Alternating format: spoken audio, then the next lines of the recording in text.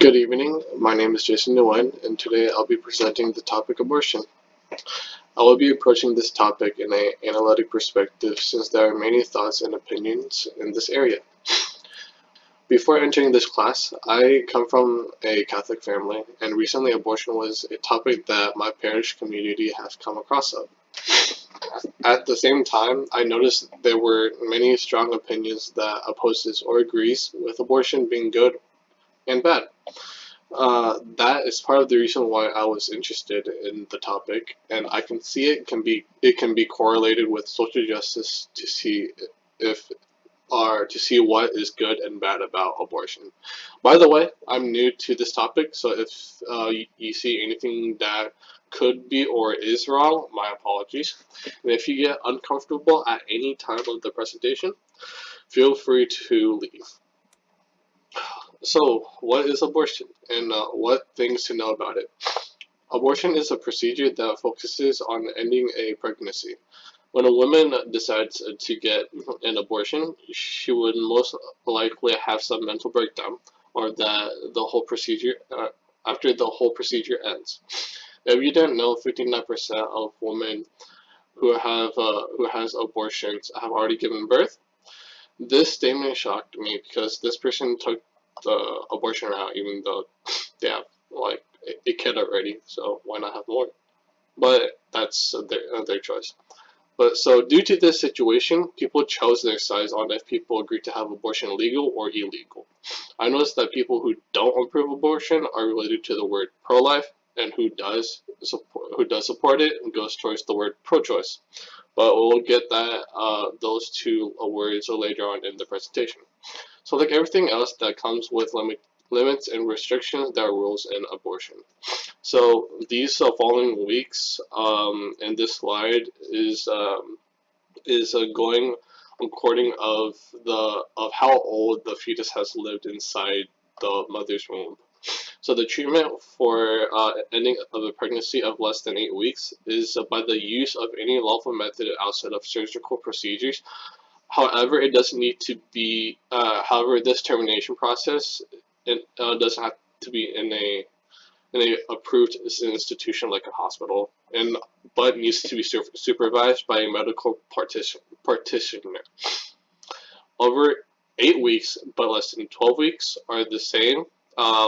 Same for less than 8 weeks, but the termination process needs to be taking place in an institution approved. And also, at this stage, professionals would need to investigate of determining how the person became pregnant in the beginning. Uh, Over 12 weeks, but less than 16 weeks, needs to have two medical practitioners approvals for the treatment to start. And the same way for investigation in this time slot. 16 weeks or more needs to have three medical practitioners, likewise for investigation as well. The reason why each time period increases in medical practitioners is basically to know what exactly has happened inside of the mother's womb, like checking for HIVs, the situation of the mothers before pre-labor, rape, etc. There are many ways of how abortions can be approached, but to save less time, I'll be talking about the first two options that are frequently used.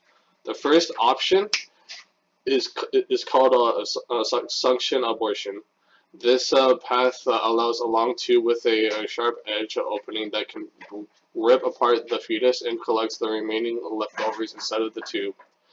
The other is called salt poisoning, where a syringe containing a concentrated salt solution that is injected in the mother's abdomen. I realize at this point in time, this is why abortion is such a big deal to other people, in both realistic and a religious perspective. People don't want to see babies die in a crucial way, but at the same time, if the baby isn't wanted in this world, it could be better to put it out of its misery. The same way goes looking at this in a religious perspective. God created everyone's life for a purpose. Therefore, you shouldn't have to do anything to end a life. That's what the religious communities want, such as the Roman Catholic Church, Hinduism when it comes to the teaching of the word karma, which makes abortion unacceptable, and etc. But then the other side of the religious communities can say that that God created a purpose for us in life and can choose when one person has lived long enough or should live longer.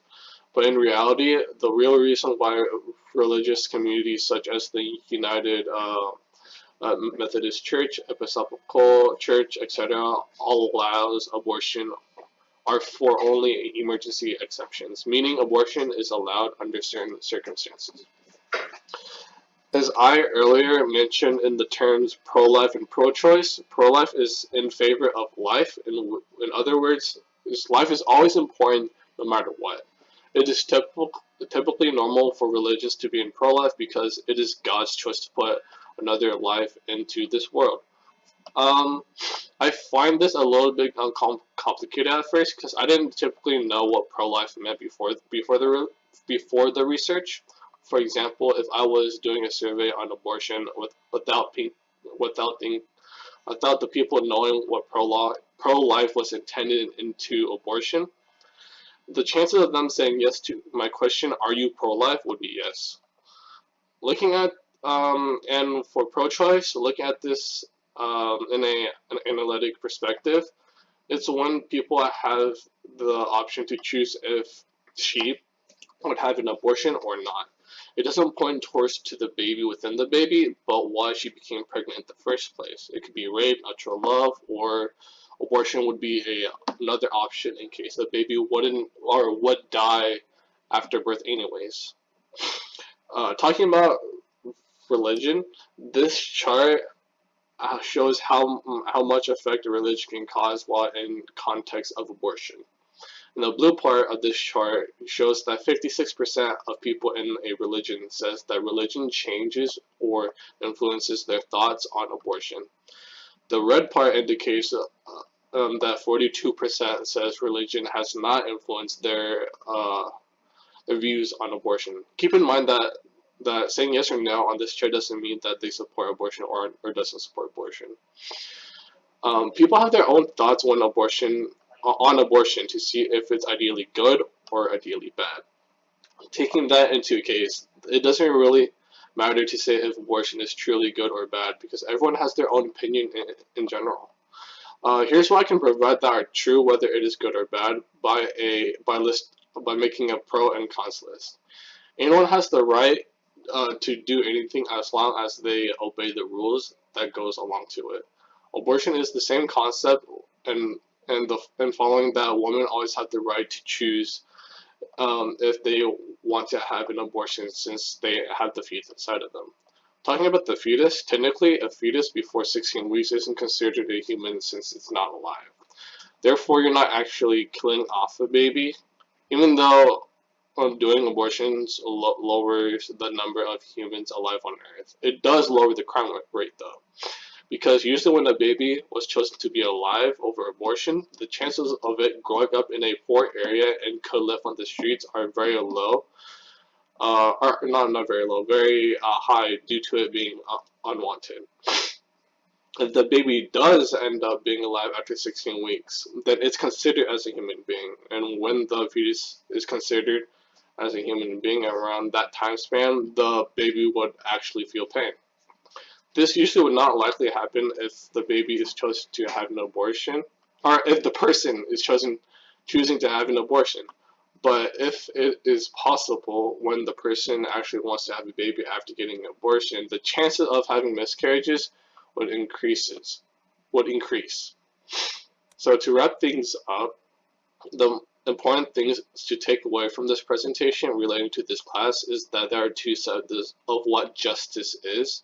One side is talking about life always matters no matter what the occasion is, which is pro-life in this case. And the other side talks about choosing what matters to the person on deciding to have an abortion or not.